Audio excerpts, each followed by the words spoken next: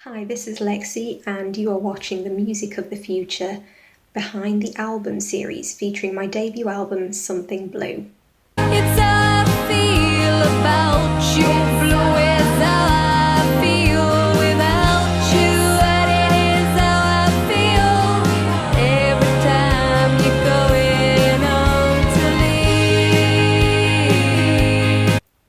So I'm going to tell you a little bit about the story of the album. The title Something Blue comes from the song titles on the record, which are Blue and Gypsy Blue. I'd leave it all for you, my love, my gypsy blue. As well as one of the lyrics on the album, which is on the song In the Box, which says orange sky on a blue background. Orange sky on a blue background. So there is a theme running through the record where blue either is a concept or a colour or an emotion. And it also came at a time in my life when I was getting married outside of the recording process. So it echoes that old saying, something old, something new, something borrowed, and something blue. I wanna tell you that I'm falling in love, but you say I'm sick and I don't know you enough, but I wanna wear you down and send you blackmail, 'cause that's the rest of my life, you in jail. I would say that the album is about love, lust and loss, just because it sounds catchy, but also there are themes, I think, of rejection, being an outsider, and there's some social commentary on there. I think the album is personal in the sense that everything comes from me.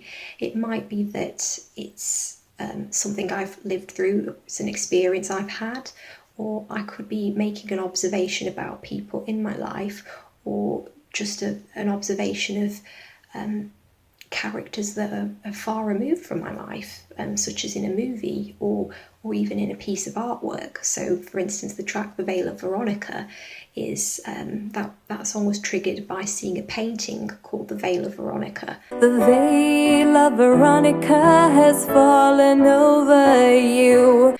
But then, as it can be with art, you start writing the song and then the meaning changes as it goes along.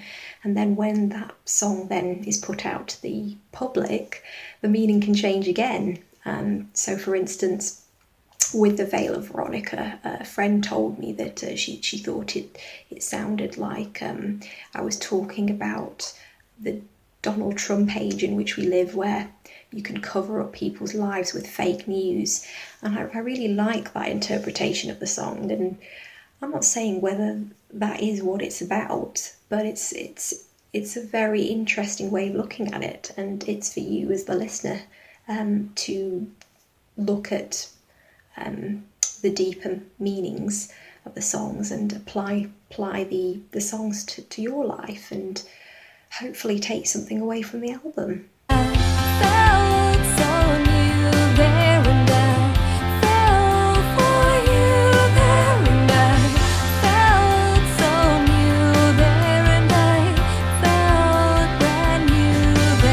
The album was recorded at our affectionately titled studio at our apartment, which we called Oregon Studios, and it was mixed and mastered by Marco Maloney at his studio in southeast London.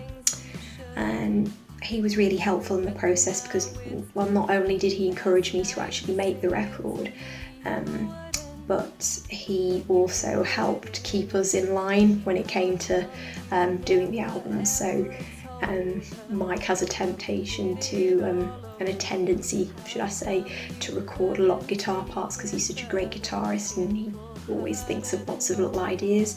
But Marco is quite essential in giving us that guidance and saying, you know, guys, focus on one part, or this one doesn't really need to be here. So he was really helpful when it came to the editing process. I'm letting this go, I'm letting this go.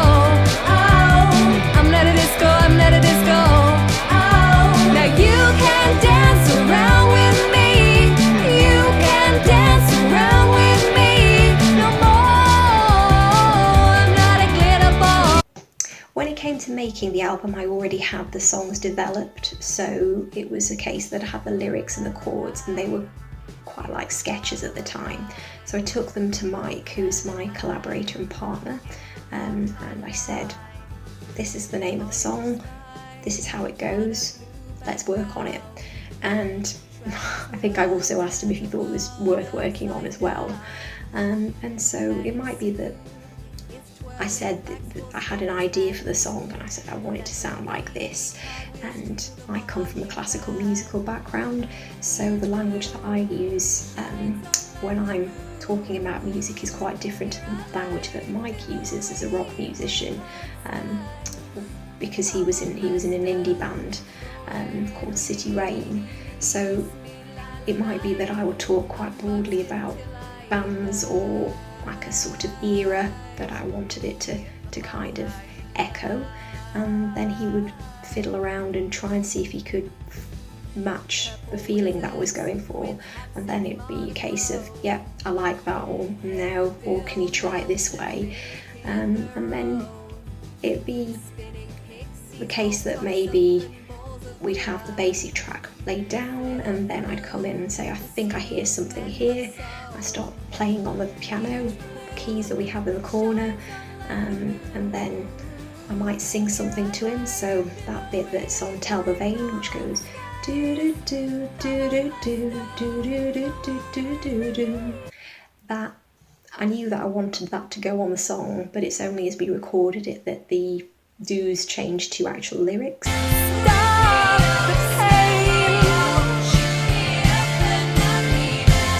And similarly with couples, there's that bit which is like do do do do do do do do do do do do do do do.